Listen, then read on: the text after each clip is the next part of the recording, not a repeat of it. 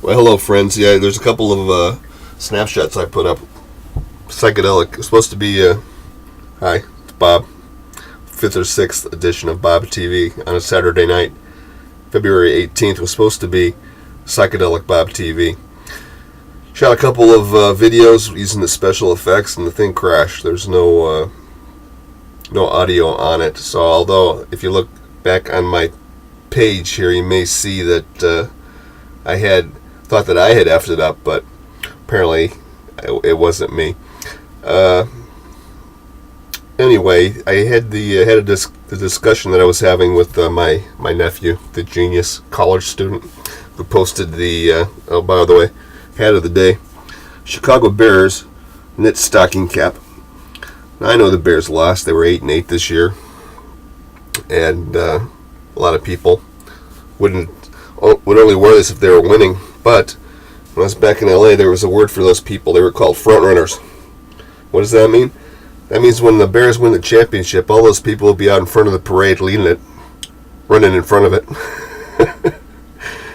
Anyway, had a discussion with the nephew online.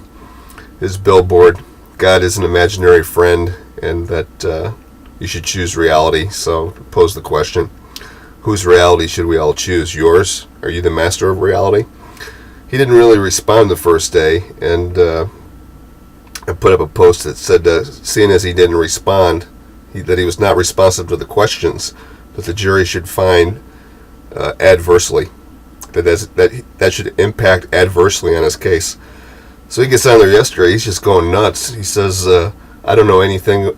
Well, basically his opinion is that I don't know anything about anything. My opinion is he can't differentiate between opinion and fact.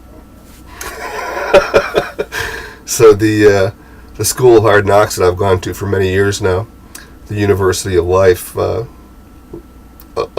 education that I've received allowed me to kick his ass and handed his ass to him. And the first thing that I said is something about the difference between facts and opinions, and what you just said there leads me to the conclusion that your head is further up your ass than I thought it was. So anyway, he says he in the scientific community, in which he includes himself, has proven that God does not exist. I said, wait a minute. Back through recorded history, the scientific community at one point believed that the world was flat. When they were proven wrong, then they did a 180 degree turn and went the other way. And also, his point that the scientific community has proven that God does not exist. I said, going back to the beginning of recorded history, the scientific community hasn't offered one piece of evidence to prove that God does not exist. So I don't know, words have meanings. I know you're in school, but you really need to grow up. The thing that got him pissed off, though, was that there was a girl who put a post up, kind of backing him up a little bit, the one who said that her professor said there was a fine line between religion and psychoses, and I tore her a new one and handed her ass to her. She goes on his page and says, I don't want to clutter up Casey's page, so why don't you get in touch with me personally? Casey on his thing said that if all I was going to do was go on there and try to close people's minds, that he was going to disconnect from me. So he got angry. He disconnected from me. Don't know. Not too much else going on. I have a dream. I have a dream to plant an herb garden.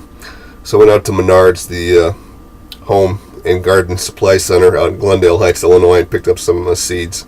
I'll get ready to get that started. When it gets going, I will give you some pictures of that. I took a picture of my aloe vera plant that I bought last June or so. It was about 8 inches tall, about this tall. I'll post a picture of it. You'll be able to see. Right now it's about that tall, taller than that. My mother assured me that you're giving it too much water.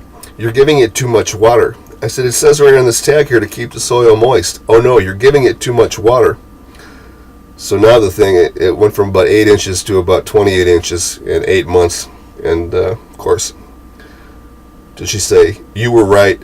Or does she say, I was wrong, you were right? Of course not. People who are wrong all the time, they really can't go around saying, I was wrong and you were right, because burst their bubble.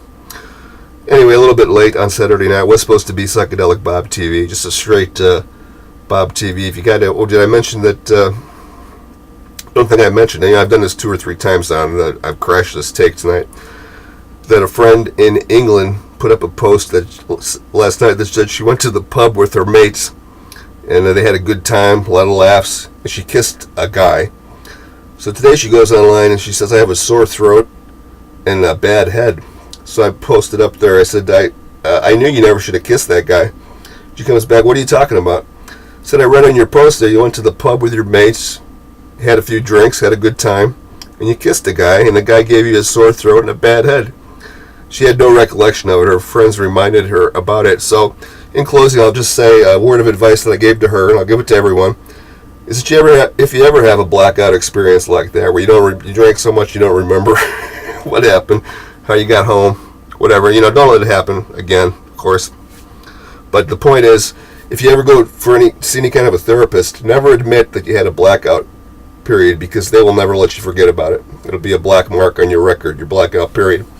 Head of the day, Chicago Bears, knit stocking cap, Saturday, February 18th. This is Bob TV. I'm signing off now, everybody. Have a good night. I'll see you later.